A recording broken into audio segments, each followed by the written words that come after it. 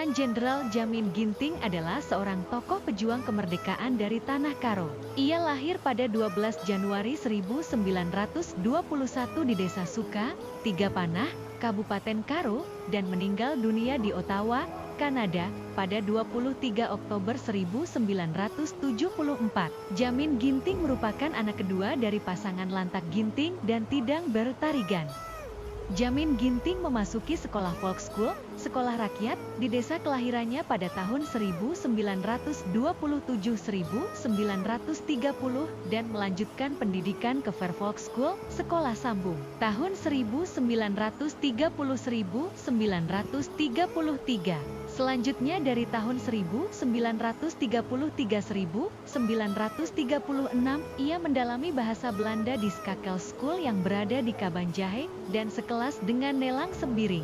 Bersama teman-temannya, Jamin pindah ke Medan untuk melanjutkan pendidikan tingkat menengah di Livorno Institute pada tahun 1939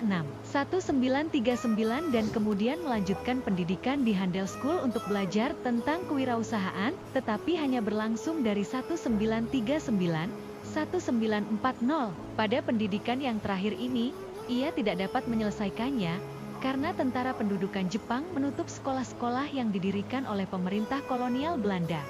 Kehausan akan ilmu pengetahuan terus mendorongnya untuk belajar. Setelah 1949, Jamin mendalami bahasa Inggris dan melanjutkan pendidikan yang tertunda di Sekolah Menengah Atas Tentara, SMAT, di Medan. Pada bidang militer, dia juga memperdalam keterampilannya dengan mengikuti pendidikan Sekolah Staf dan Komando Angkatan Darat, SEK Adik, pada tahun 1953.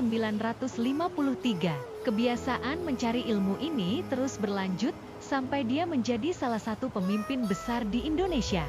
Semasa hidupnya, Jamin Ginting menikahi seorang gadis asal Karo bernama Likas Tarigan. Gadis ini dikenal sebagai sosok wanita yang berperawakan manis, cerdas dan tegas yang pada saat itu berprofesi sebagai guru di Pangkalan Berandan. Dari pernikahan tersebut, Jamin dan Likas memperoleh 5 orang anak, 4 orang putri dan 1 orang putra. Kecintaannya terhadap ilmu pengetahuan kemudian ia wasiatkan kepada anak-anaknya agar menggapai ilmu setinggi-tingginya dan tidak melupakan jati diri sebagai bangsa Indonesia.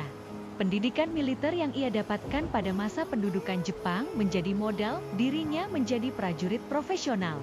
Jamin Ginting juga mendidik para pemuda menjadi pasukan republik dan membangun pabrik perakitan senjata pada masa Perang Gerilya. Zaman pendudukan Jepang membuat pandangan hidupnya menjadi keras, berani, dan disiplin. Hal itulah yang menentukan perjuangannya dalam mempertahankan kemerdekaan Indonesia. Pada masa Revolusi Kemerdekaan Indonesia, 1945-1950, Jamin Ginting dan para pemuda mantan pasukan Gyugun ikut berjuang mempertahankan kemerdekaan yang sudah diperoleh.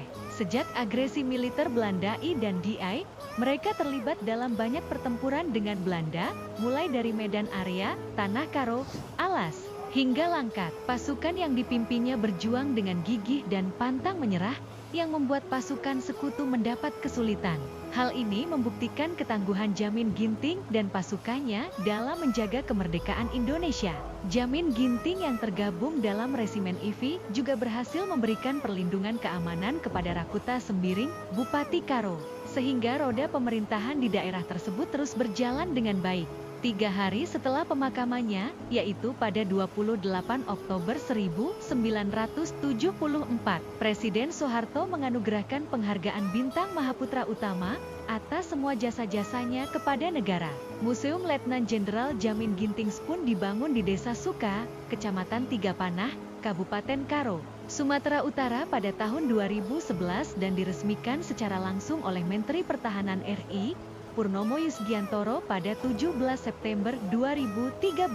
Namanya juga diabadikan sebagai nama jalan yang membentang dari Padang Bulan, Medan sampai Kabanjahe, Tanah Karo sepanjang 80 km. Kemudian oleh Presiden Joko Widodo, Jamin Ginting dianugerahi gelar sebagai pahlawan nasional pada 7 November 2014. Kemudian pada 28 Juni 2022, Wali Kota Medan, Bobi Nasution juga meresmikan patung Letjen Jamin Ginting di titik KM 0 Jalan Jamin Ginting, Kota Medan.